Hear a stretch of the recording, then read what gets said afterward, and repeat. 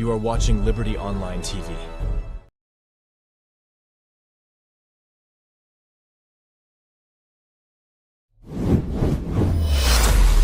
This is Liberty Online TV powered by Orange, Sierra Leone.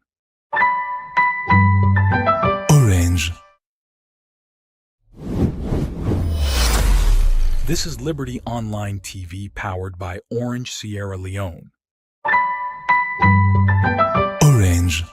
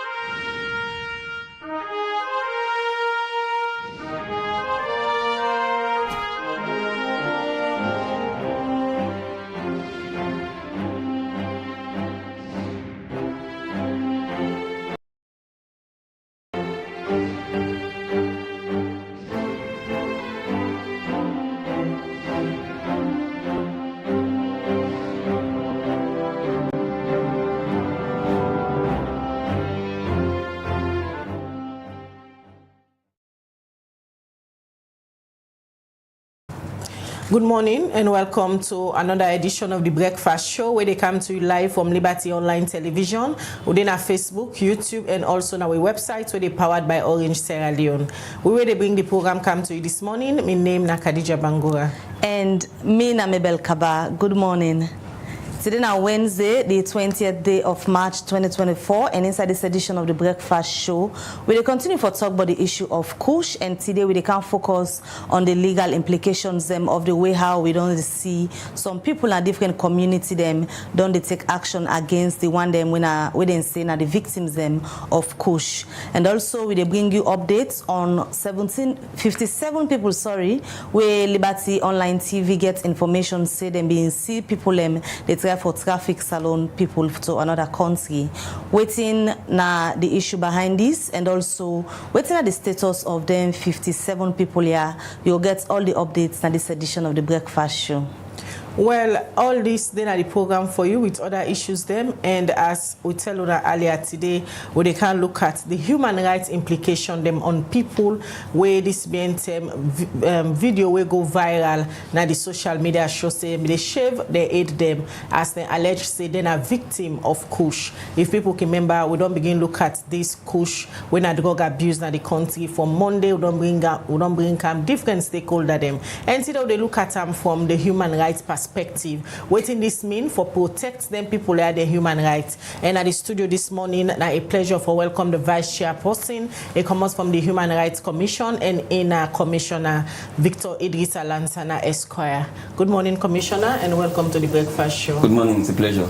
All right, and also we go get John Whitfield, when are the communication, when are the media officer and the anti-trafficking person task force secretariat. He can give we update, but the 57 people where they allege say na salon people and them they try for traffic them go na other country. In case you just tune in, you say want for be part of the program this morning, send we your message na the comment section or any of the platform the way they watch we then our YouTube, we also then our Facebook, then our website or the broadcast live. Any side you watch we from, send we your message and yourself go be part of the conversation this morning as we continue for talk about the kush way na drug substance way a lot of people believe say young people and particularly in a salon don't become addicted to some of them particular drugs they are so and during the time they can catch them. People believe say then they misuse their human rights. Then we're waiting the commission gets for do about that and all of that you go know the program this morning. All right, so we continue with the Breakfast Show, and like we tell you now, they bring on an updates on 57 salon people where information meets we say they being catch people and they traffic them this PNSM. And for discuss that, we get on the line now John Whitfield, we now the media officer for Anti-Trafficking Persons Task Force Secretariat. Good morning and welcome to the Breakfast Show, John.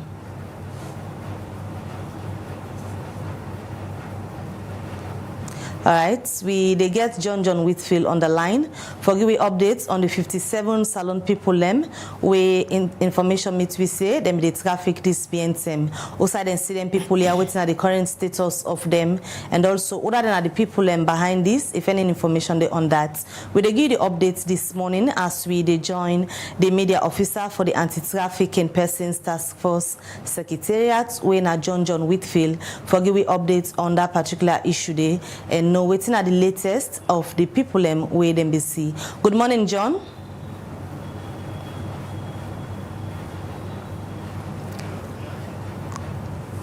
Good morning, John. All right, we try to get John Whitfield on the line for giving an update on the 57 salon people where they say them being caged people they traffic them. In case you get any comments or question for me towards that and the other issue of kush and the human rights implications of the way how people we don't they handle them this BNTM, well you go drop your message in the comment section. Remember, say you do watch we live on Liberty Online Television at the different platform. They must on the gets we this morning. We dey on Facebook, we dey on YouTube, and also on the website on www.libertyonlinetv.com. Drop your comments so that you will be part of the conversation inside the program this morning. All right, we continue with the program, The Breakfast Show, where they come to you live from Liberty Online Television. They try to forget the media officer where they can't give you updates, but the 57 people who they allege say them they try for traffic go to another country this BNTM. Well, the program we still watch now, The Breakfast Show, they come to you live from Liberty Online TV. From that update say, while they try to forget John Whitfield, well, they can look now on the major issue where they look at inside the program this morning, where now the kush and the effects where it get on some young people there we don't become victim. As we all know, sometimes back last week, a report where go viral na the social media where show say some people be the bab plenty young man them na the Waterloo Tumbo community where according to them this na way for identify the one them where they take kush. This make plenty people be they condemn this particular act, and for sake of that the Liberty Online TV team bingo waka na this community outside they allege say they behave them people there, so where plenty salon people get concern say then go against the human rights them. Let we watch this story from this particular community. From there they come down at the studio and talk to the vice chairperson where we get na the studio where come out na the Human Rights Commission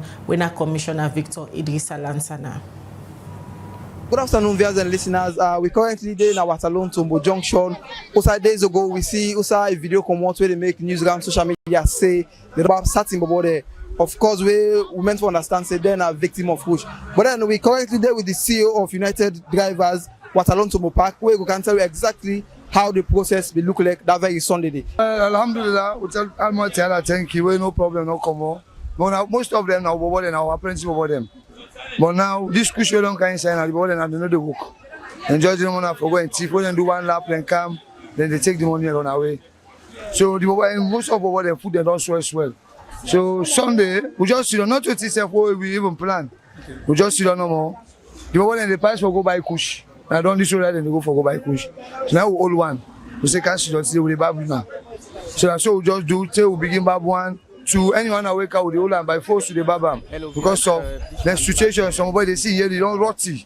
Everywhere the baba they see so you know it's not good. So basically, on not feel say the baba on a baba they on violate the human rights. No, like now you know say any kind of motorman, if you deal with community and you see somebody they go out of we say for where they take the wrong path. If not that you go do for them in life changing life. Alhamdulillah, enough we say. Na bad we do, but all along we say for them no more we able to protect them. Yeah, according to law, yes, we violate, but really everybody now can understand the way how we see we brothers brothers they lost life how they then say one for the worst, but they don't get the way just because of this drug where you don't dey in the system. Then say need for the bab, but you don't get away just because of this drug. Due to them thing there, even most of them. Where we do the last video we send over social media, most of them they tell we thank you over the video where they make Then tell we plenty thank you. They say because some man they tell you say don't pass 1 year, you know the was. Some boy they tell you say don't pass 6 months, 7 months. Then tell you say don't take the was. So we this opportunity we use to them, you know, then give we 100% happy for let we continue with this good job. Over some 400 and something, but what they be cage, including some women them. Where they went to a different side, they 5-5 camp, different locations. They started to meet them. Some of them say young conditions, they be set with support. All kind of bring me that moment when they watch us. That moment, so position I bubble you put me there. So that moment stay. We start the operation from 9 o'clock till 4 o'clock. The operation will be there no more. Anybody they kill the barb, they go there as a military water. They go watch them. Actual number have been 400 people that will be get. Now we on side, we barb them willingly, not to force. We willing, can I help you? So we take them, we go in the load party motor car, we go in the wash car, we wash them, scrub them, them. Some of them even buy that dry penicillin will be they use. We put on the food them. From there we come there, we can't give them food, they eat. Hello, I feel fine when they bab me.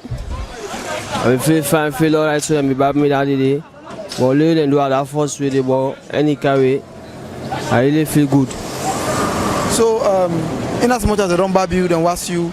Tell me, you go for smoke push again, or you not go for smoke again?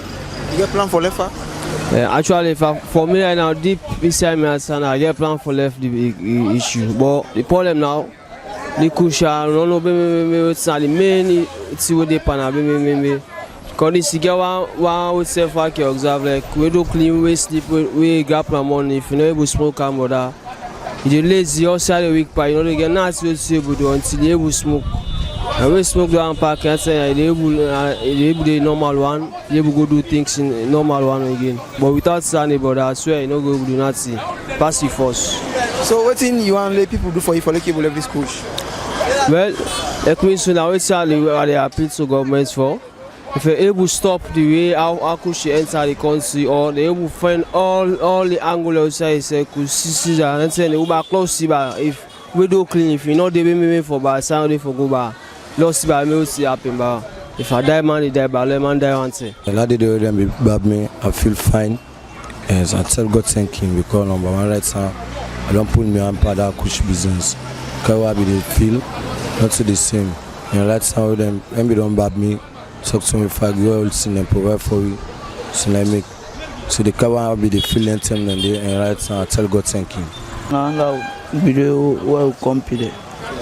So that show and that I don't know which campaign from that Jack now. See up to now. The process now look nice because a couple players can't get up. Yes, they will do them baby roughly. We get money in our pockets, they put the money in our hand. Yes, like me all day. Just come on amuse, don't come over us. Yes, and then they hold me. I began friends because I buy in exit the chair for no more. If I'm putting money in our pockets up to 15,000. Yes. Share me to just put me money. Yes, they see what goes on the ground. Yes, I for back me. Viewers and listeners, so far so good. Now, so we come to the end of today's interview.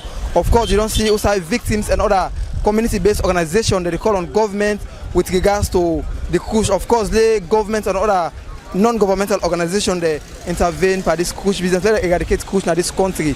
Continue for follow Liberty Online TV. Me and David Yankee they say goodbye.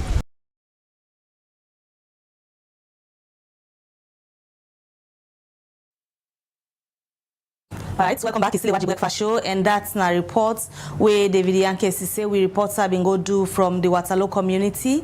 Also, it talked to community-based organizations and also victims of kush, where we been see video and pictures of them people here where them been barbed them because they seen our people them where they take kush. So many speculations been there. People not been sure if not true say na salon this particular incident be happen. But as you hear from the one them and see safe, the one that we been barbed them boboya then say them bab over 400 of them. This BNTM Osai, them they tell and say then they take kush, so because of that then they bab them and wash them. Well, from that particular report there, we they come over to with studio guest, we now the vice chairperson for the Human Rights Commission, we now Victor Lansana Esquire there this morning for we can talk about the human rights implications of the way how some people now different community them don't respond to this particular issue of kush, especially the latest one where we see over 400 young people them bab them because they allege say them people here they take kush.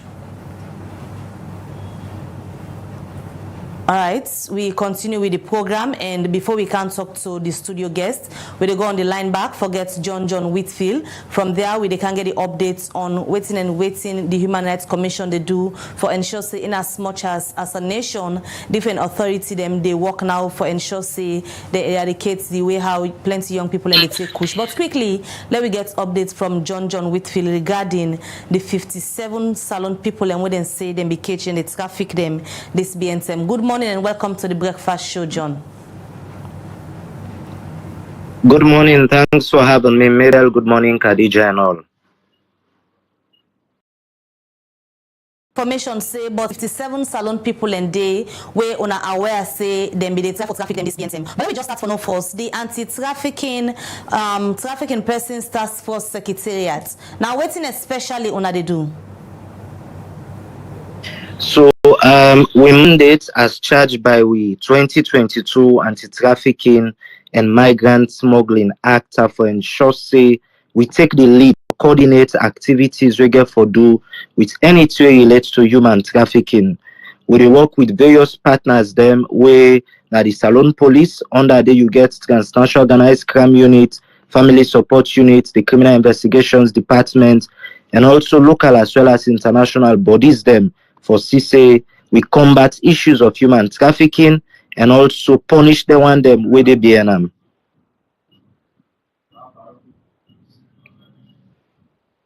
Them being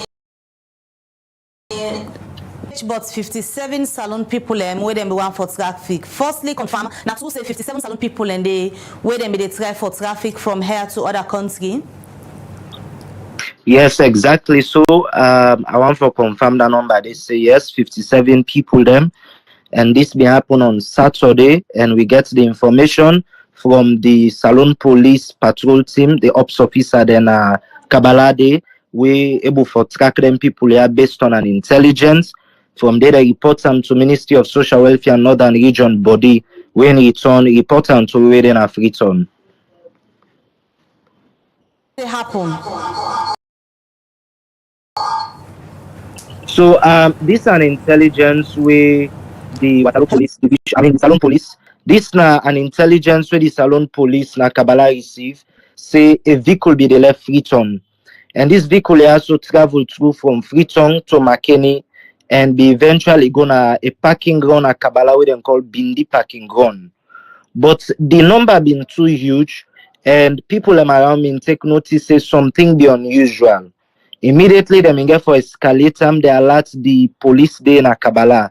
So, on that intelligence we they receive, they get for act upon them, and immediately they get for Canada parking ground. Now, them 57 people here, they be there about now for transport them into 2 Nissan buses them, and then Nissan buses here so now for being take them people here so go Guinea and eventually to Mali. So when the team see this, therefore interrogate them at that moment, and they may find out something that means suspicious, be they go right. For instance, persistent phone calls being they come. Now one of the guys the line we obviously now one of the suspects we currently in a police custody. So now upon that intelligence, the Salon Police now what na Kabbalah be act upon and therefore intercept them.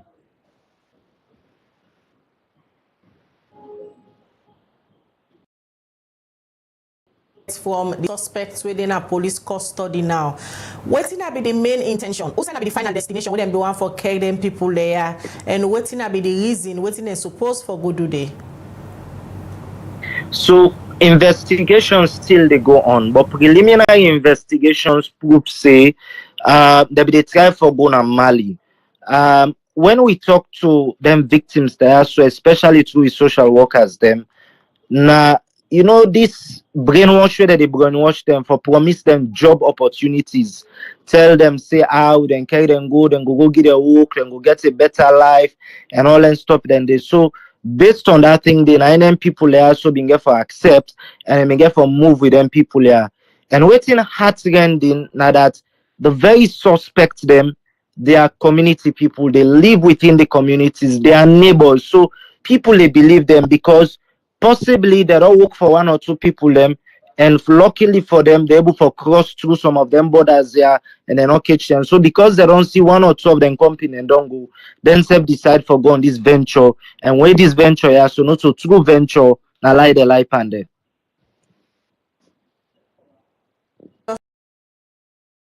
Be a case we come now na notice based on the source them we wanna get around, but a lot of people them they left the country through their means there, so it might not be Mali, it might be other country them where then they go look for greener pasture and white collar job them. Now as a secretariat, waiting are the things they wanna don't put in place for ensure say if we not stop this particular act but wanna go minimize them. So you're right, but this also the only case we don't track down. If you can recall, last year in October and November, we tracked down 15 ladies then at the Jandema border. Again, that then be immigration officers and being for track them based on the anti-human trafficking standards. Also, if you can remember, 11 picking them we will be intercepted in Mali, Bamako. The ambassador to Guinea been also return them. So we don't track down. Now we get a very stronger law. The 2005 Anti-Human Trafficking Act not mean too strong. But this 2022 Act now don't increase penalties. We get a minimum now of 25 years for anybody who engage with the issue of human trafficking. And also with the increased public education drive, we then ensure say now we get presence everywhere because we get with anti-trafficking task force officers them now the 16 districts of the country. And also we get plans now for begin launch with other public education drive, not for just then a radio television, but go deep into the communities. We work with partners them. For instance, Central already do a research on issue of child trafficking at the eastern region. So every red zone we they go there, every red zone, because Trado be they send our talon at the hotspots, but now they move. We get the area, we get Poti, we get Wellington, we get Okupa, various places them. So we they go community to community for educate people them about the dangers of human trafficking. Yeah, so why then they presently? So what we don't do now, because the number been too huge, and one thing where we not go lie or shame for talk. Now that we not get shelter, we go able to take that big number there. The only shelter we get we partner with a World Up International run, and at the moment they're not be able to take all the 57. So together with the family support unit and Toku, we come to an agreement for how we reintegrate them. But before we reintegrate them, we take them case history. We don't take the all case history, then contacts and everything, or they do follow up. But we not left them so. Through the support of the Ketsenge Foundation, we've been donate some food and non-food items. We ensure say we give them Lilithin, and with the help of FSU, carry them go back now in communities and talk to them. Waiting they happen next. The Salone police now they do follow-ups on them. Some of them they call them. But the suspects are not left them all. Then still then at the police custody they help with investigations. Cats of the one them where them been caged. Please come again. Brackets of these 57 people them not picking them on a adults. What's the age bracket? So it mix. So out of the 57, 26 are female adults and a woman them when are big people them. Then you get 14 when a small picking them when a boy picking. Then you get 17 when a small picking them when a girl picking. Waiting heart rending Mabel and Khadija. Now that the lowest age now 2 months old baby. 2 months old baby. So it's between 2 months to 15 years.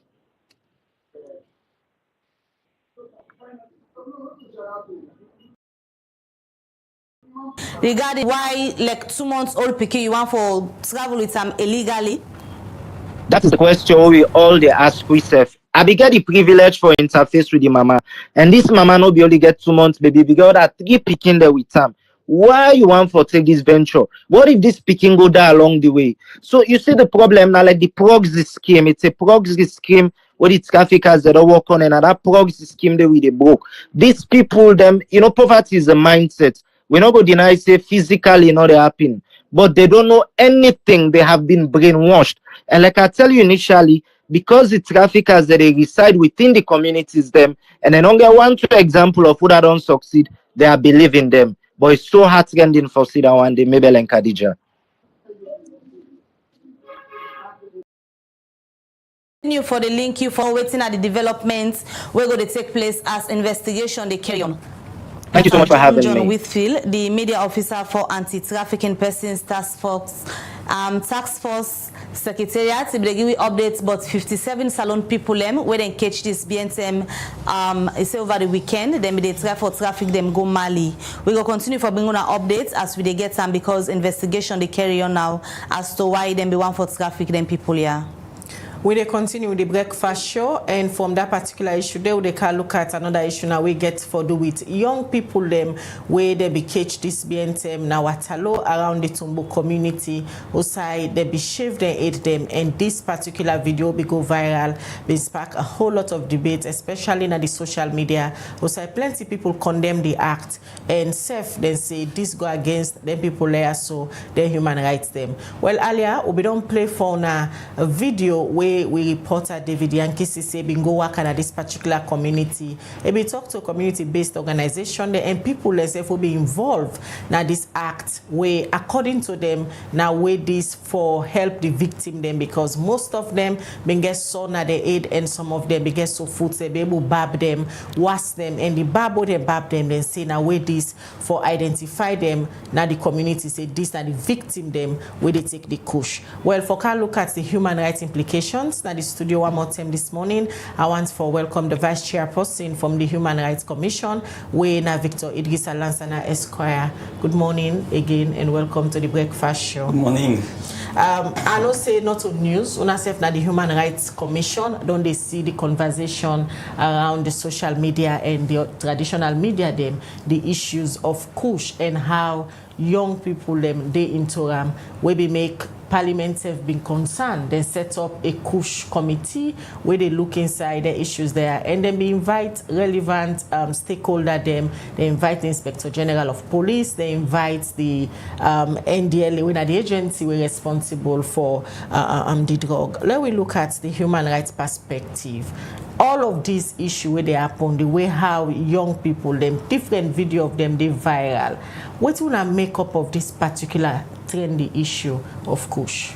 Well, thank you very much for giving opportunity to the Commission for the we share our own position on this issue of kush. You know, as a way of opening remarks, I would say on behalf of the Commission, we are really concerned. We are very worried that the future of this nation has been really engulfed in kush. And the videos that we don't show and other ones that we do on social media, you see that very young people that we, either for dinner school, for dinner colleges or universities, but they are wasting, I mean, they are there and, you know, this thing, they really affect them. We don't see also that quite recently about 31 of them were buried, you know, in a very undignified manner. So the Commission is really very concerned. I mean, having said that, we know that government gets an obligation. Government gets what we call international obligation. One for protect human rights, 1. 2, one for fulfill human rights, and 3, government gets obligation for respect human rights. So governments at all levels and in every time always for ensure then 3 international obligations in the international obligations and they actually, you know, comply with them, because the reason why they have to, it is because they have the resources. Governments get the resources, and we expect the obligation, for instance, to protect human rights, and for ensure you put policies in place, ensure you put laws in place we they able to address human rights issues, we able to protect the rights of citizens generally. The obligation for fulfill human rights, now for there you make sure say you you make sure that the enabling environment actually exists for the people who are able to enjoy their human rights. So for instance, if you say you don't build hospital, you don't build school, if you ensure say yes the school is there, but then there are teachers, qualified teachers for teach the picking them. There are school materials where the picking them go able for use learning materials. If you see a hospital, you have to ensure say the hospital is well equipped. You get all the devices or the gadgets. You get qualified medical practitioners who go able to ensure say people are able to access their rights to health in that case. So what we see right now, I would say, the Commission very clear on this to say that there is a very serious failure on the part of government and everyone else. So the blame is on government. The chunk of the blame is on government, but also we don't see it's not just government. We've got since the end of the war, we get broken homes. Them way the picking they come up and they actually know they take care of themselves. Either the papa and the mama they know they together, or even if they do together, they don't really pay attention to the picking them. Many cases in this country we don't see now single parents. Family that we get where the woman generally, in most cases, and they take care of the picking them. So much time not there for men. They really go into looking at the welfare and well-being of the picking them. So we see government is failing these young people. The community, the family also, they fail these young people. And number three, blame we as a commission, we put on the young people themselves, the victims of kush and other things. Because you and I if we say we can really sit down for beginning for narrate how we come about also this today, not going for the under narration day. It tells you that 70 to 80% of Sierra Leoneans today, where you think they are making something in life, they really go through struggles. So I attended the Abat Academy. There was never a time where I get an opportunity for take for let me parents pay for me simple taxi fare for go school for the 6 or 7 years I spent in the academy. So I never got the opportunity there. Several other things there. Some of us sell kerosene, we sell several other things there, just for make sure say we're able for live and we survive. And at the end of the day, we get education. So it tells you that whilst government is failing, the family also is failing, and of course the young people themselves, are feeling themselves, because we go for ensure say as young people, we own destiny in our hands. So let us say the government is not responding the way we want to make them respond. Does that mean that I for left myself and just give in to antisocial activities like taking drugs? We at the end of the day, now me actually and his family now go suffer. So they call on government in the first place for make them see that this is a very serious concern, very serious issue. As a matter of fact, we don't reach a stage where government for actually declare a state of emergency on kush. That is what we are calling for as a commission, because we have seen 30 or more deaths. That is one that those are reported. We get many others that are not reported. And kush is not just in Freetown. It don't go across the country right now. It don't even enter Muslim communities in the rural areas, the villages. So we are very, very much concerned, and we want to make sure, say, government, with all its partners, for ensure, say, they redeem the future of this nation from kush. Kush, don't really, don't hold the future of this country, just by itself. So it's very important that we take them very seriously. We have had several meetings, several roundtable discussions. To me, enough of that. Let us now go to the field and try for ensure we act. So declaring a state of emergency, for instance, means government will now put in more resources for ensure they're able to arrest the issue of kush. Government will now also ensure they declare kush as a prohibited substance clearly. That means the one way they import kush, the one way they do where they sell kush, whether wholesale or retail, it becomes very clear now that an illegal activity is involved in that one day. So that's the reason why government need to pronounce, the president particularly need to pronounce kush as a state of emergency. Because we have seen the records, the evidence very glaring, they are very, very clear. So it's very important that all of us, parents, families, communities, take them very seriously that we need for redeem the future of this nation from kush as it is right now. This call for state of emergency on kush, now one way Parliament similarly and other advocacy body them don't they call for, but it seems like because the state of emergency not don't be declared or a national response, not see it way proactive, make some communities them already don't they use their own means, but waiting and think say then go able for do as action towards the victims them of kush. As a commission, how na describe the different way the way una don't begin see, like for example the issue na Waterloo then they barb them, some areas and then they beat them. How na describe the way how communities them don't they take up then action against the victims? Yes, for us as a commission, human dignity is the forerunner of human rights. As a matter of fact, the biggest human rights, international human rights document, under the Universal Declaration of Human Rights, the first article inside that particular law, they say, every human being, you and I, we are born free and equal in rights and in dignity.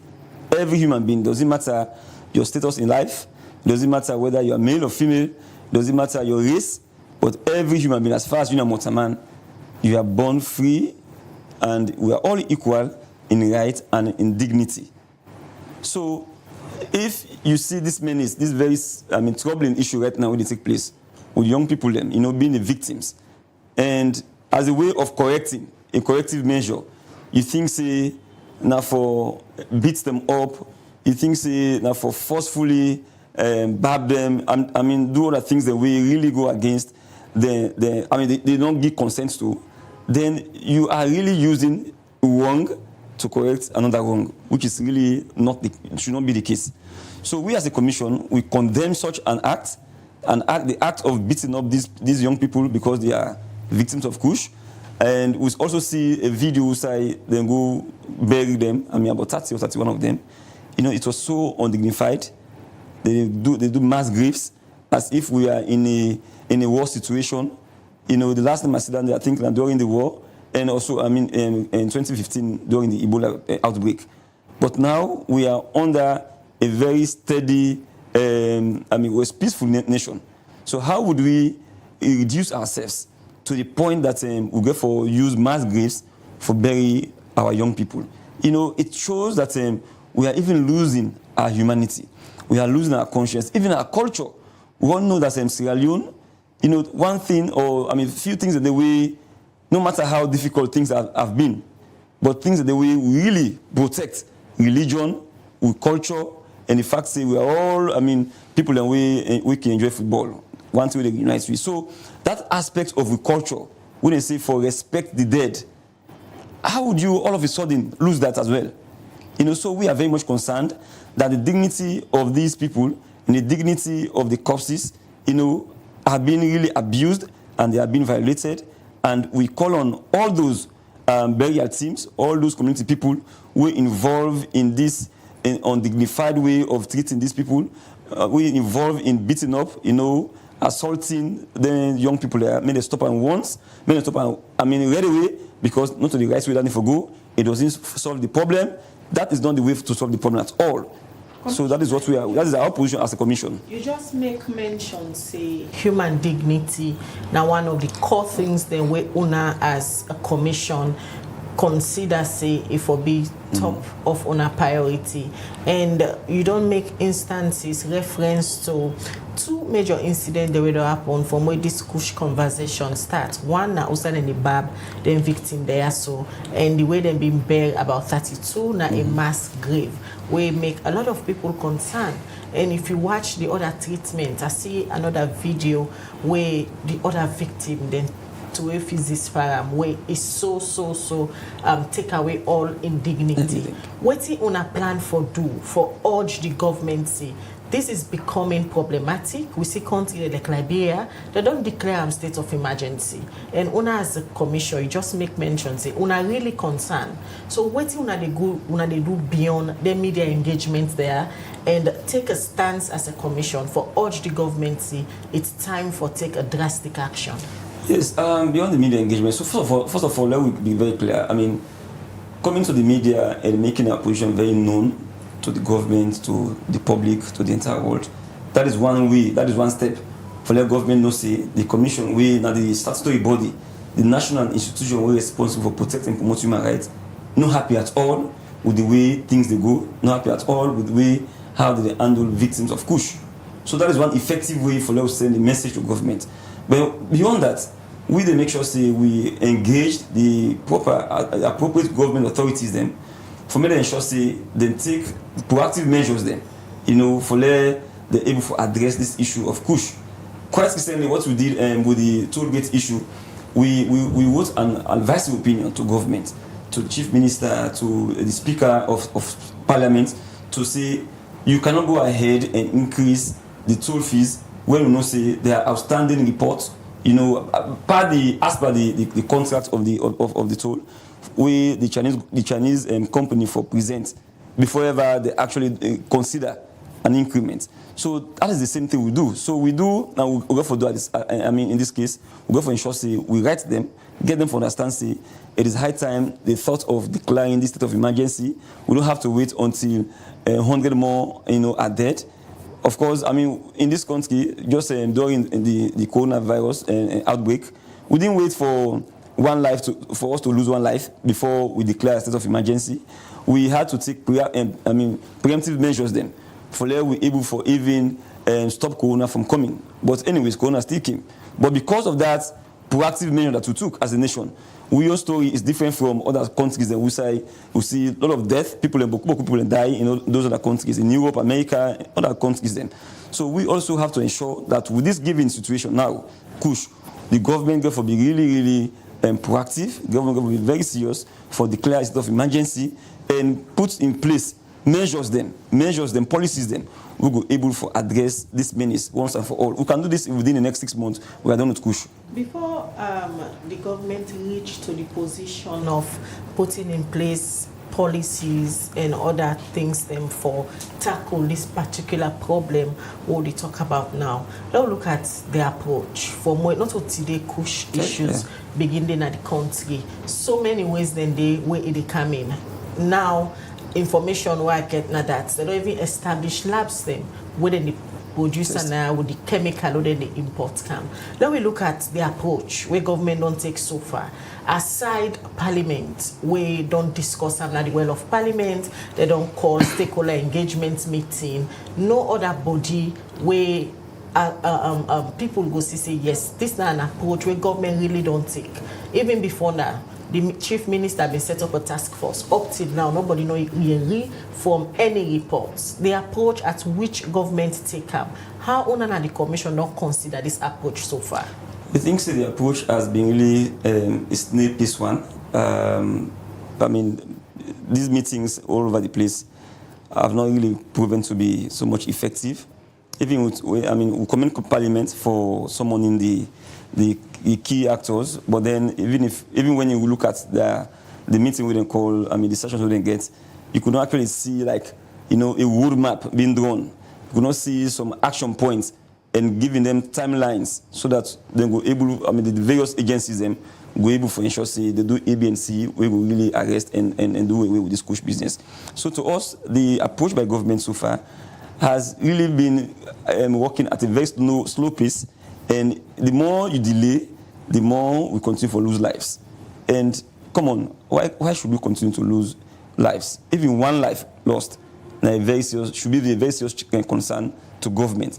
Like I say, government gets the obligation for protect the people of this country. Government gets the obligation for always ensure say the rights of people, the first rights, the rights to life are protected. So if we have a situation like this, and we are burning time in meetings, roundtable discussions, and so on and so forth, then I don't think say it's an effective approach at all. So we go for ensure say as the states, we take proactive measures. Then we become very much. This is even now beyond being proactive. So we are now in the middle of a war. We go for ensure say we do everything for to end this war, because kush really now is a war. It's an emergency situation that governments need for, come out away from these meetings and come and ensure say we are able to address these things. Yes, you mentioned the chief minister in the last time in task force committee we talk about. I think this was in fact last year, and also last year, we are now in March. We are still, grappling with this issue. Just last week or so, 31 bodies they go back. So how has that task force actually, been successful? How have we, as the state, as the nation, how have we been able to have a better way for address this issue of kush? So we continue to lose lives, whilst the one that we really responsible for many take steps them, they continue for drag their feet them. So how many more lives do we have to lost? For we able for do. How many more lives do we have to really lose in this fight? For we take action. Whilst the young people them, they continue for die. You see the videos them. These guys, they don't even know, how to go away from this. This is what the other guy say, oh well, in they take this, in just to take this kush, you don't even know how for left arm, you don't even know what to do. So they have no idea. And of course, again, it tells you that the situation we will get, in terms of unemployment, is also another very serious concern, because now when they say the idle mind is the devil's workshop, it's really well fitted in this situation. So we therefore ensure we take steps then for occupy the minds of these young people away from these antisocial things, the activities that we did engage in. So we have to do something very, very fast. Very, very fast. This is a war. We must see it as a war, and we have to do it very fast for save many lives before we lose. And it's not just about the one that we actually not get jobs to, the Lompen youth. No. I have situations, I have stories or evidence of even students them, university students them, where they miss exams, they miss classes for kush. So it tells you how you don't enter. It's not just now affecting only the people and where they sleep on the cardboard and places in Bacha streets or wherever. It also they affect the educated people. It also affects people in way, of becoming stakeholders in society. Schools don't also affect. So it tells you that this should be treated with the utmost urgency we need. Like I say, I'll continue for repeat, that we are in the middle of a war. And if we are in the middle of a war, we must ensure that we take steps then, drastic steps then, for able to address the issue and for able to save many lives. So then drastic steps here where the commission they expect say now for C be taken. And regarding the kind pattern where we see pattern of response from the community people them. If then drastic steps here not be taken, wait till now they foresee in the near future, whilst the response then from the community they increase. Well, it's already. The job is already cut out. The future can be simply predicted. Simple. Now we have got 32 lives. We lost 32 lives. That just reports. And just what we see. Because according to Sine, there are other communities, of course. 15, 20. Yes. So it's clear that if we don't take drastic measures, then if we don't take urgent measures, then it will tell you that by the time we end this year in 2024, we don't get 1,000 or more of victims of lives that we don't actually claim. So why do we have to wait until it becomes a calamity? Do we have to wait until it becomes a calamity? No, we don't have to wait. So we still call on government, for the government, all agencies of government, for me to understand, say, this is a war and they must treat it as a war. You don't have to wait until it becomes uncontrollable before you do what you do. And we are concerned because it affects the right to life. It affects the right to health. It affects the right to education. So all of these are very important rights that we government at all times must protect, no matter what. All right. Well, viewers, in case you just tuning in, you watch the Breakfast Show, and this morning at the studio, we get the Vice Chairperson for the Human Rights Commission, Winner Victor I. Lansana Esquire. Today with me at the studio this morning, we look at the human rights angle of the drug abuse where they go now at the country, and according to there as a commission, then concerned because the treatment where some of them victims here they take away their human dignity them, and then they urge government for take immediate action for ensure say then tackle this problem. Well, as they look at the human dignity of them victim there. So let we look at a video where been go viral. Also, some victim them now Watalo people there, when community people them be all they say they want for help them. Also, them be able to identify them, bab them, was them, and according to them people there earlier, where Liberty Online TV we go talk to them. Now they know way this for help some of the victim there. So let we watch the video.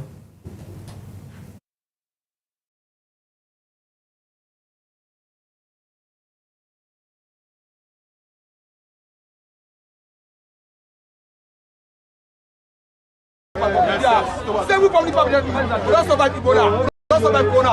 This people can be standing now. Don't push what can be doing. Ebola can survive. Corona can survive. Don't survive now, but people you say. So morning.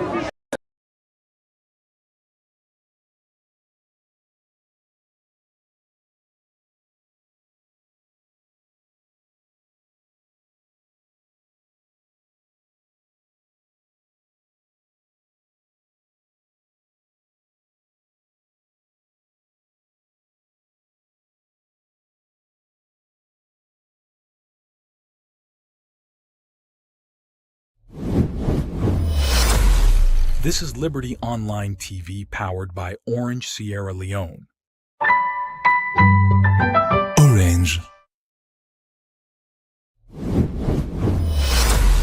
This is Liberty Online TV powered by Orange Sierra Leone. Orange.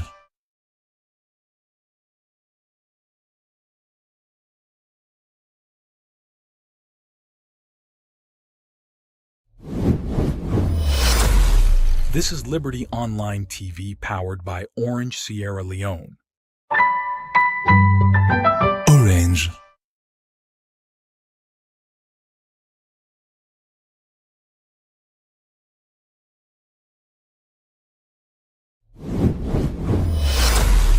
This is Liberty Online TV powered by Orange Sierra Leone.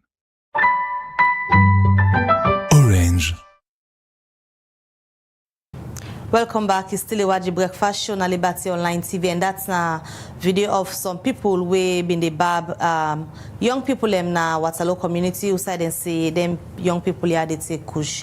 When they come back to the studio guest, we na the vice chairperson for the Human Rights Commission, we na Victor I. Lansana Esquire.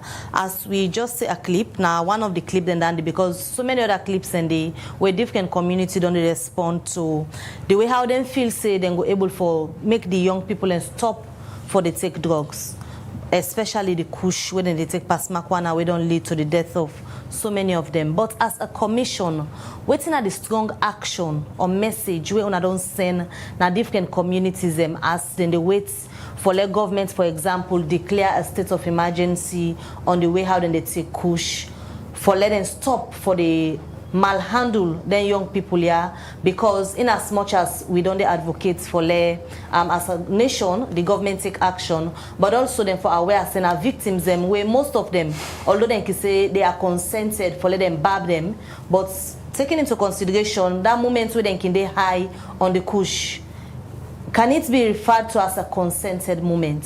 What's in the commission don't they do? Well, you know, you'll have to first of all commend the communities them with the fact say the idea is they want to help. Yeah. But unfortunately they help in the wrong way. They help by doing the wrong thing as well.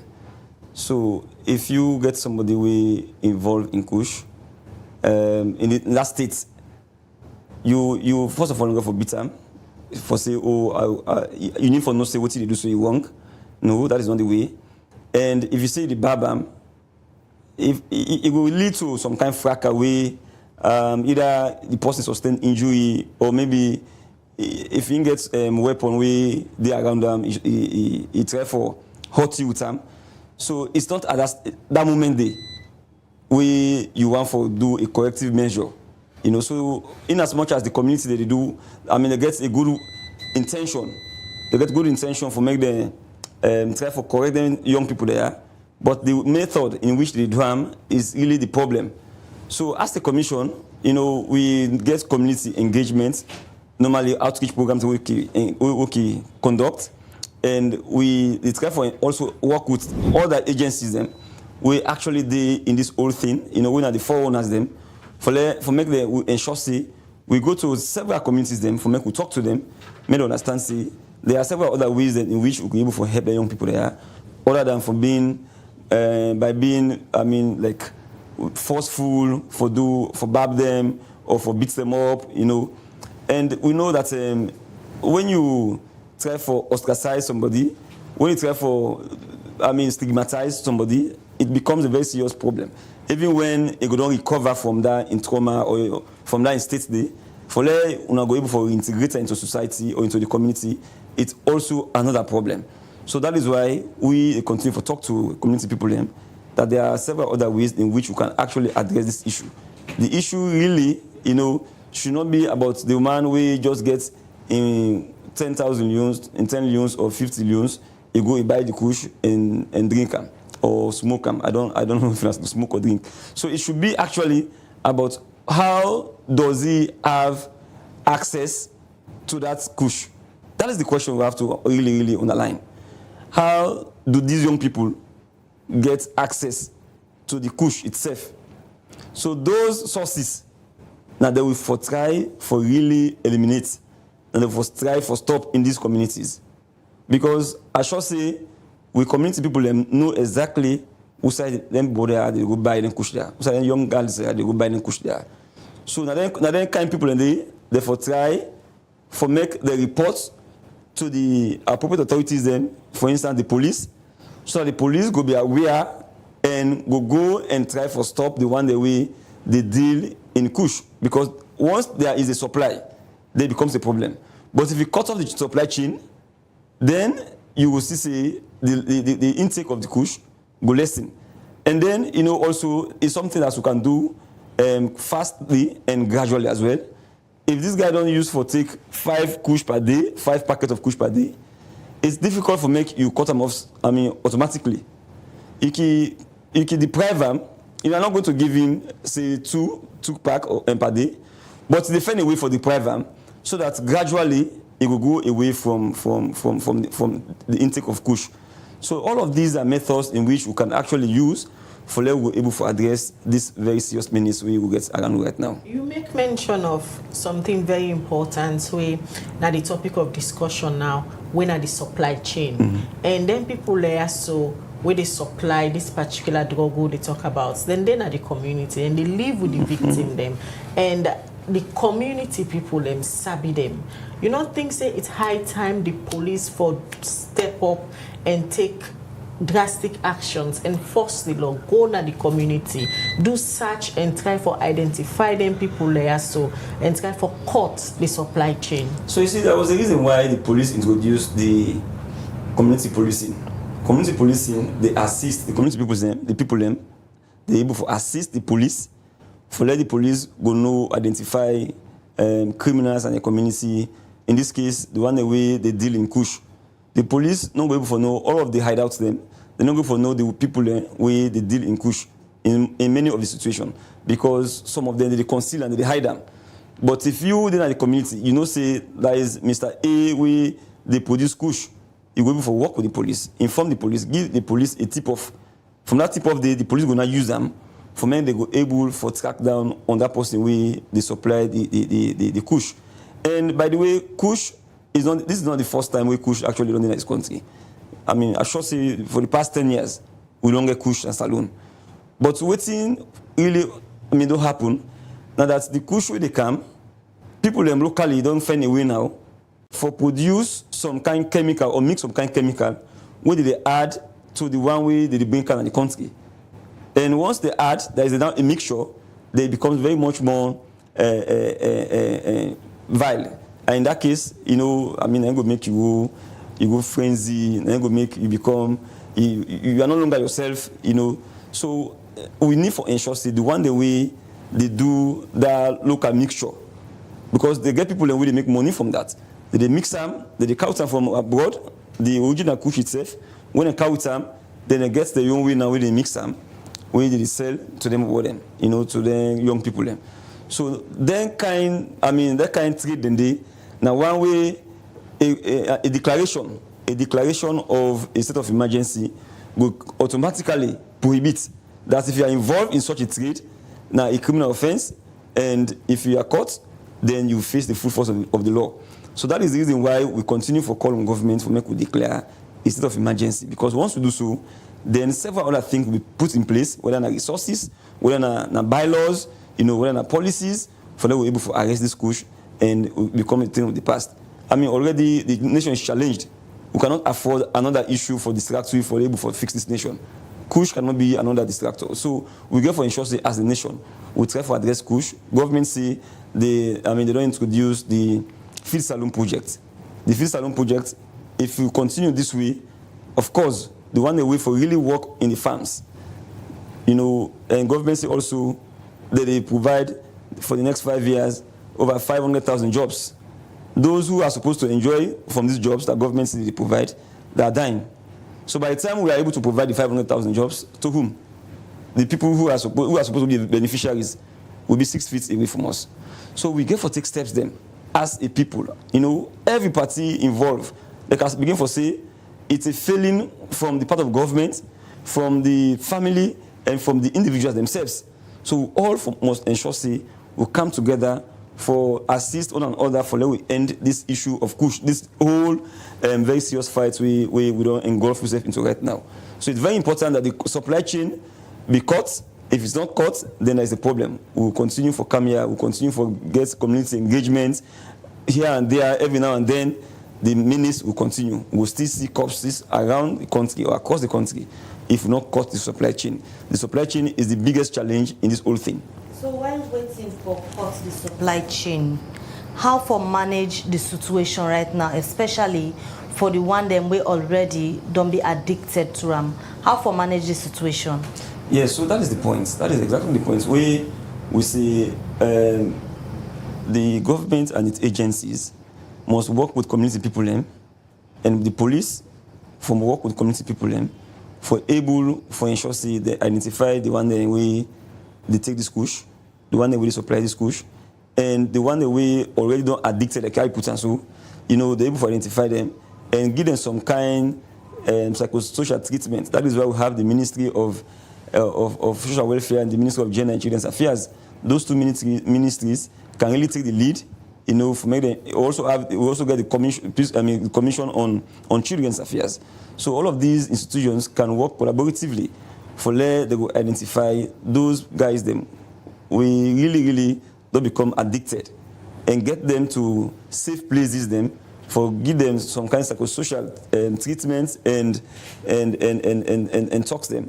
We will make sure at the end of the day, gradually they're able to understand they must left kush, because it's something anything we are addicted to, it's difficult for make you left them. And it's not like it's just one off thing. People we involve, the expert them, go for ensure then take them step by step, gradual. It's a gradual process for them ensure the one that will become addicted, we'll get them away, then they go back to school, then they go back to university, then they go back to college. And as a matter of fact, when you look at all of those videos and the testimonies that we only get, you see the majority of the victims and the one that we then at the car wash centers the one that we then at the attire base centers the one that we they sleep na streets, Abacha streets, Afodu Park, and the slum communities So these are people that we really don't get strong engagement. We they bring returns to the lives We they bring they say hand to mouth. So there could be people that we will be involved, they will be engaged in masonry or in carpentry or in garage dyeing or hairdressing, in different things than we the middleman level power we at the end of the day will able to bring yourself dignity and you will able to get something where you go able to eat, on a daily basis. But unfortunately, this is the situation now. They are all over the place taking kush, and kush does not actually solve the problem. You will go into trance, for a period of time. You see, actually understand what is happening around you. You will think, the problems they don't go away from you, but that trance day, it will leave you and you will come back to the real world. So your poverty, your situation, your hardship, everything, after the trans, you come back and meet them. So why not ensure that you take steps then for engage yourself? If you go do motor mechanic, go be an apprentice. Sometime really you have to be an apprentice so that you acquire some skills where you go before begin for feed yourself and bring kind dignity to yourself. Go be a guy in business. Go do as apprentice.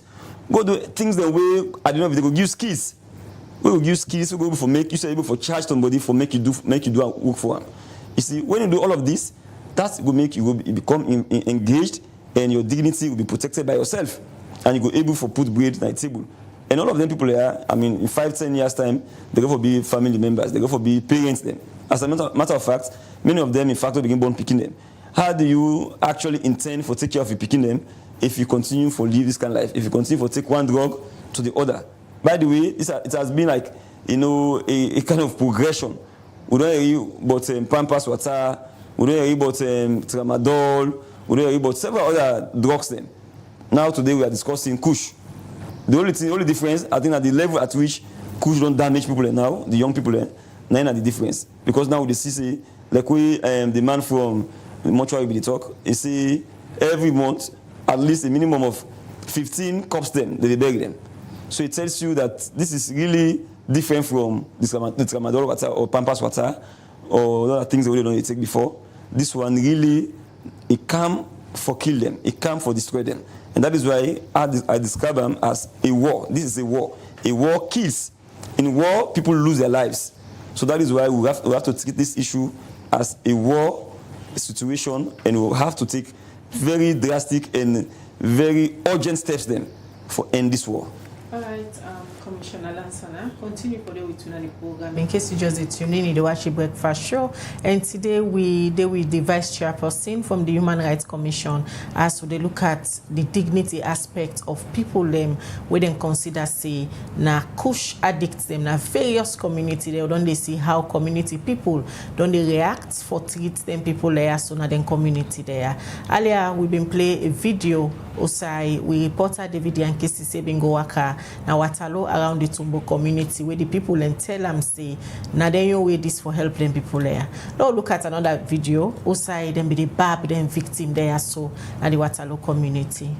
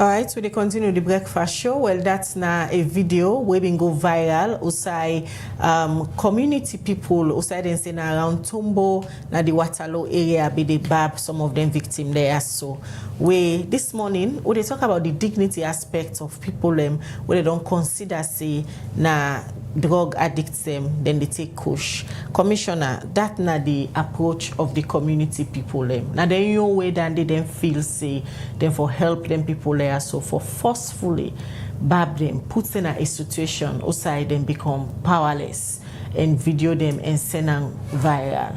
As somebody way big on human rights, protecting somebody in dignity, sitting here you will watch that video on the screen. Waiting firstly come to mind.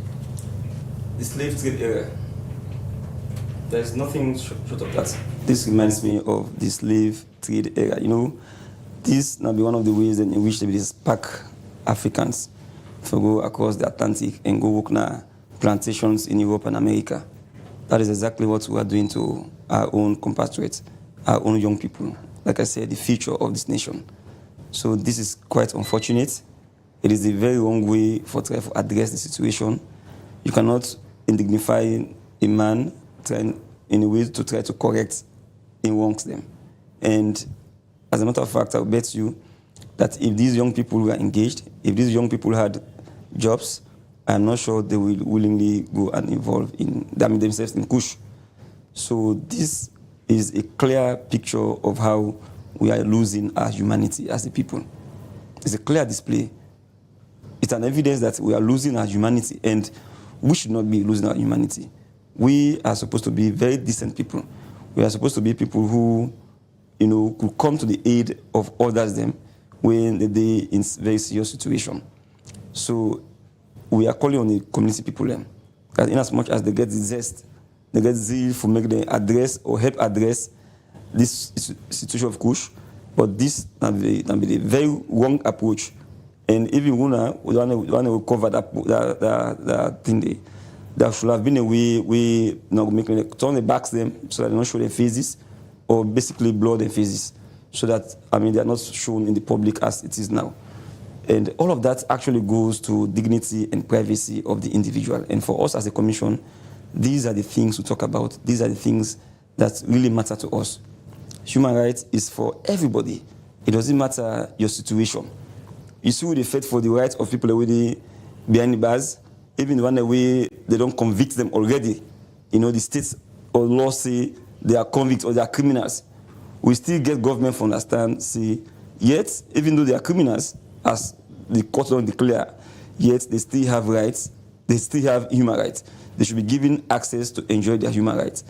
So you cannot now come and display these people just because, you know, they find themselves in a very unfortunate situation on kush, and then you begin to treat them this way. You see the bab, then you gather them like sardines, put them together like sardines, and begin to bab them, show them off. It's really, really undignified and it's unacceptable. People have to stop this. It's not the way, it's not the better way for actually address this issue of kush. We are really disappointed. All right, continue for the between at the studio. In name now Victor Lansana and Idea this morning as the deputy chairperson now the Human Rights Commission with the talk about the human rights implications them regarding the actions we people undertake against the kush addicts them, where we see recently them bab over 400 of them now the Waterloo Tumbo community. Well, we continue with the breakfast show and quickly they go now the University of Sierra Leone we do matriculation yesterday. Also the deputy vice chancellor we now Professor Kele Bahuru Mansare is say out of the 9,000 students them we be apply for admission na Frobe College now over 2,000 the university be able for take. Well, following number of this matriculation we happened yesterday na Frobe College, we reporter Alasan Kuruma go reports. This BNTM, the University of Salone be get small chamot for sake of the vice chancellor and principal position at the university, and other issues that way scatter the university court. This makes the university been stop force all activity we forgone, especially FBC campus. This charmot been affects the matriculation wey for take place long term. After the university don't try for settlement blabber, Tuesday, March 19 this year, Fabe College been hold a matriculation ceremony who say over 2,000 students them been matriculated from different departments them. The Deputy Vice Chancellor, Professor Bahu Mansari, say out of the 9,000 students them we apply, now only over 2,000 students them the university accept. As the registration exercise comes to an end, it is hoped that no less than 2,056 of you have been registered into the various programs at Fabe College. Records before us indicate that 9,000 applied for admission into the college this academic year. With this high number of applicants, the pressure on the selection process was high and very tight. I congratulate you for being found suitable for admission. The new acting Vice Chancellor and Principal, Professor Ea Leby, been advised the student them for focus by them book learning one. At this point, allow me to share with you what makes your choice of the University of Sierra Leone in the first place so important and rewarding. You are following in the footsteps of past students who made it through this institution and have gone on to make meaningful impact in our society. Our history is long, starting in February 1827 with FGC, at its peak, symbolizing excellence in academia, to having laid the foundation for other universities in Sierra Leone to emerge. The Director of Communication at the University of Salone, Dr. Tonia Musa, been explained about the matriculation we happen now after the plenty administrative issue. We feel fulfilled because these are the things we dey yarn for let we able for go through admission process successfully. This now the climax of the admission for this year. You go remember say the Deputy Vice Chancellor of Fabe College say over 9,000 and then be applied. Then we able for manage the process for get the best out of the rest. When then today don't do matriculation, they don't sign the admission book for become legal and bona fide students then of Fabe College, the University of Sierra Leone. Students them from different departments them been talk how them feel for matriculate. I feel good because I believe this is a privilege and this is a big opportunity for them able to witness this ceremony. According to the Vice Chancellor, you see over 9,000 students they apply, only 2,100 they will accept, and one among them. Then I believe today they can't sign the university register, so I feel good and I say plenty thank you to Allah subhanahu wa ta'ala. I feel great. I'm now part of this noble institution. First, I was a passerby, but now I'm a student, so I feel happy. I felt happy because this is what I was waiting for, to be admitted into the University of Sierra Leone and to achieve my dreams of becoming a lawyer. So yes, I felt fulfilled today. Inside this ceremony, students have been read out the declaration statement which shows say they already don't become registered and legal student them at the university. For Liberty Online TV, Al Hassan Kumar the report.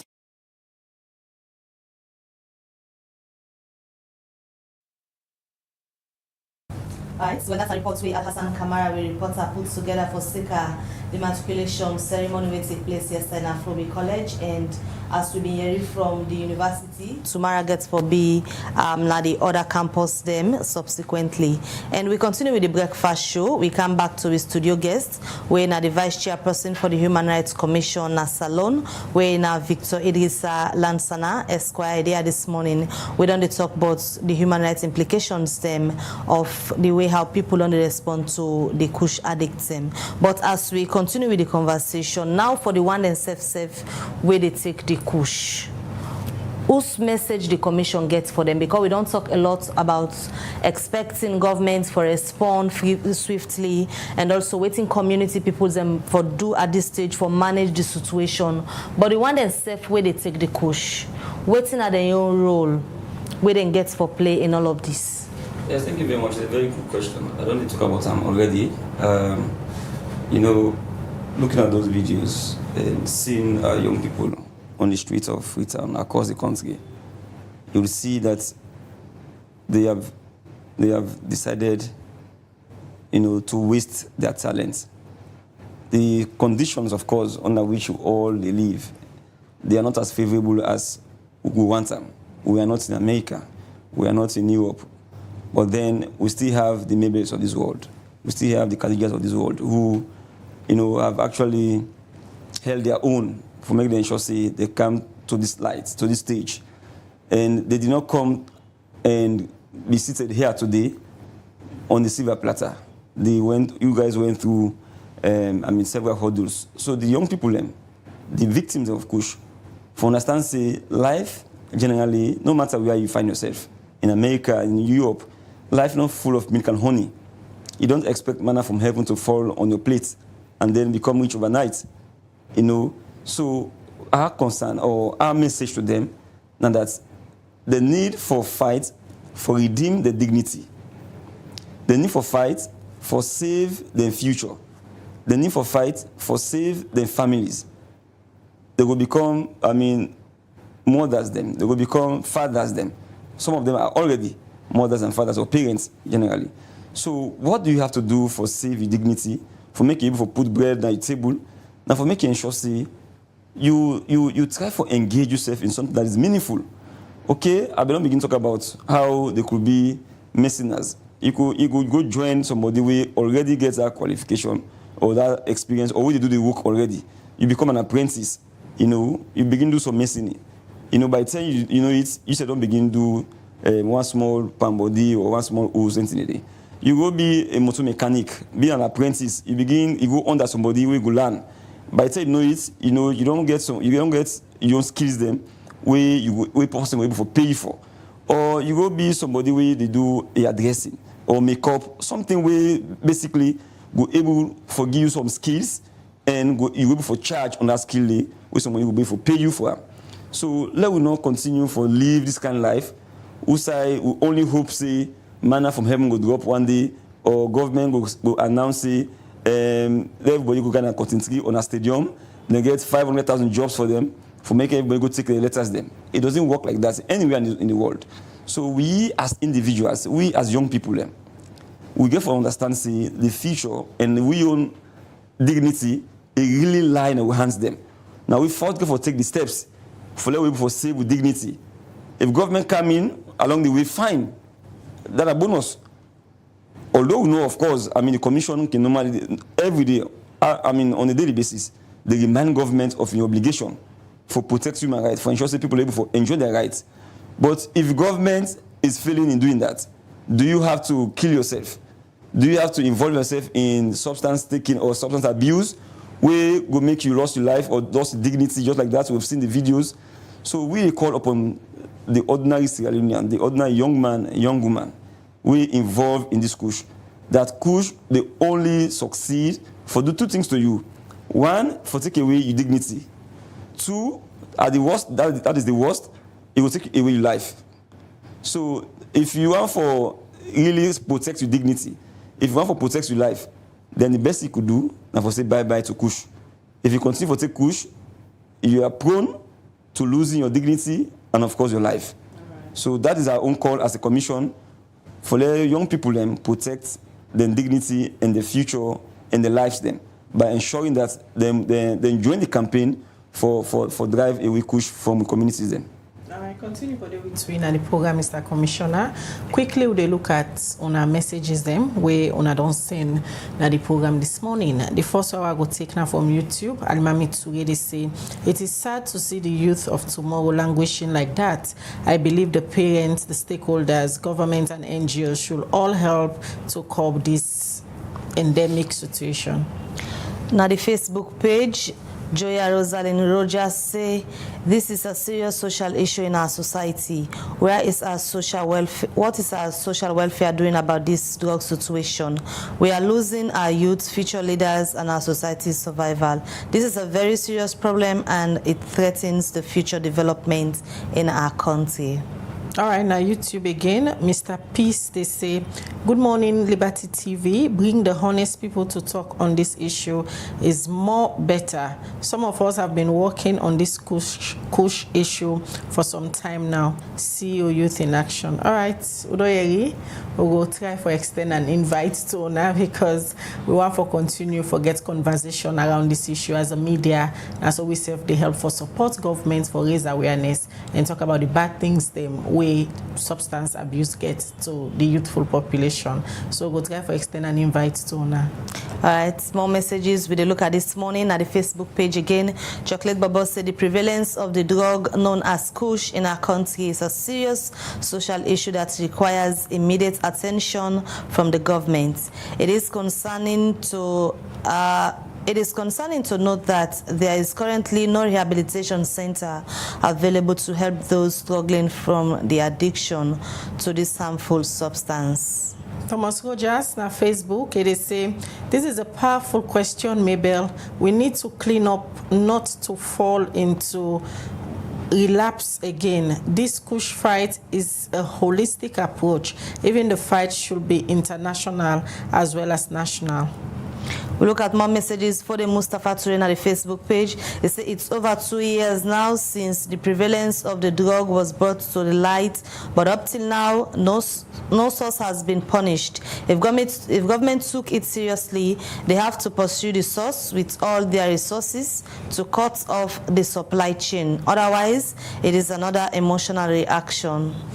All right, well, from their messages then we not say we don't send in plenty messages then, but we'll just read few because we not get enough time again. And we'll come back to Commissioner Lansana. We're still there with Win at the studio.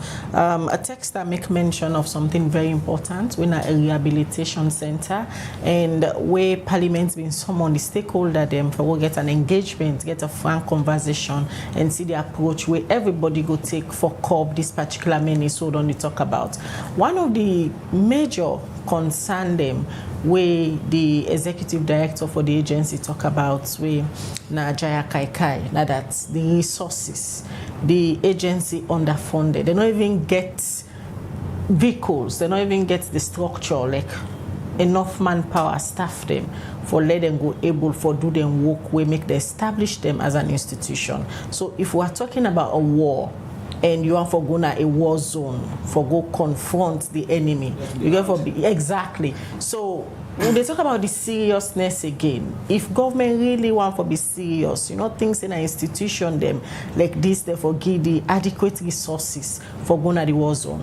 So Kabia, let me tell you about declaring a state of emergency. What's in the state of emergency actually they do? Now for me, it give government, it make the issue as a priority.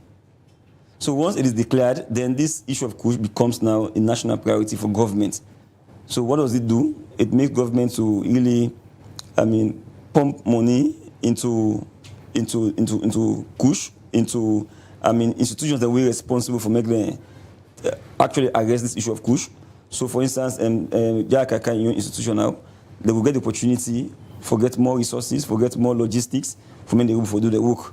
It will make sure say we get legal and the normative framework in place, policy framework in place, for many people for arrest the kush issue. So now that make we need that state of emergency. And again, let us make do with what we have until we get what we want. Because if we continue to say, I don't get pen, I don't get bicycle, I don't get this, there is nothing I can do, then it becomes even much more compounding. The problem becomes much more compounding. So what we get, the little things that we get, let's try for see. There are normally what we call the low-hanging fruits, even in my place of work. I say we cannot get everything, but there are those low-hanging fruit that we can pick, that we can really, those problems that do not need much more resources that we can actually handle, at that level. So my call to everybody, now for let we do the little things then, until we get a bigger investment into this whole thing. Lord, do the little things that we will do for let we able to end this war, because it's a very serious problem. So when you talk about this rehab thing, I think it was just a month ago or so that government launched the rehab center, now Hastings. So I think there is now a place, a rehab center where government already established for substance abuse people them. So we hope see that rehab center go really stand the test of time, because at the end of the day it's not just to launch or to commission, but it's also to ensure that the services are provided and that the institution, whatever it is, you're able for stand the test of time for actually do within the establishment for. So we're happy that people actually participate in programs like this, because they're a way for create awareness. And you they listen, you they follow this program. If you know any of your friend, any of you, somebody with Sabi, you know, now for find way, we know see that person they take kush. Find way for talk to them. Let we all be ambassadors of kush. Let we for talk to young people and we, you know, don't take into taking kush. Let we talk to them. It no matter, you don't have to wait, you don't go for say, oh, pass the government. We all get obligation. So as a matter of fact, that close on this. Government gets an obligation under the Constitution. You know, the Constitution Section 5, subsection 2, paragraph B, it says the welfare and security of the people of Sierra Leone rest on the shoulders of government. That is what it says.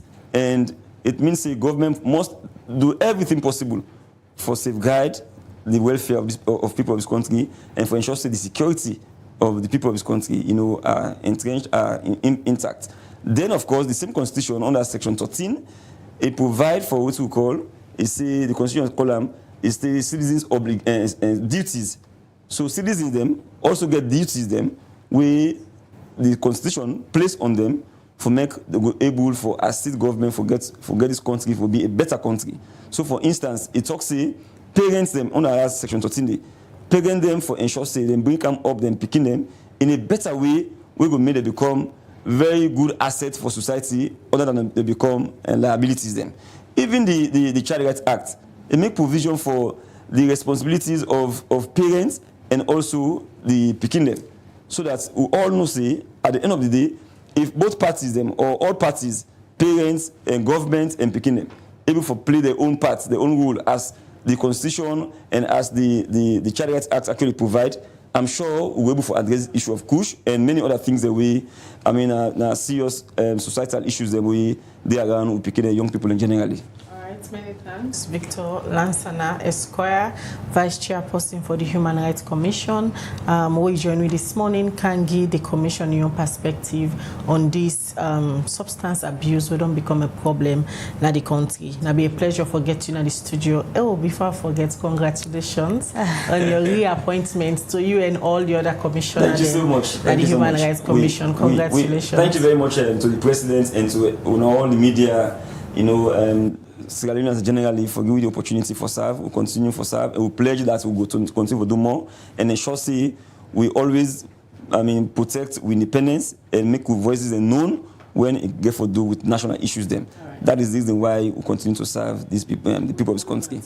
Thank you very much. We will hold you to this committee. 5 years, you know, I mean from 98.1 all over, you know that we, the Commission, we don't always stand tall, we always challenge government on national issues then. And that is what we'll continue to do, because now we mandate that one day. Right. That is what the Act says, and that is what we continue to actually do. All right, many thanks for joining at the studio. And una say for the watch we this morning. Continue for watch Liberty Online Television as we bring on credible information and we they bring on a conversation there around topics them we now of national concern. Watch we na Facebook, watch we na YouTube, and also our website or the broadcast form where they powered by Orange Sierra Leone. So to meet back, Mina Khadija Bangura, they say have a blessed day. And not forget for tuning in at 8 again for another edition of One on One. Also, we will continue for look at the issue of the kush. Until then, Mebel Kabadesi gets a good day and goodbye.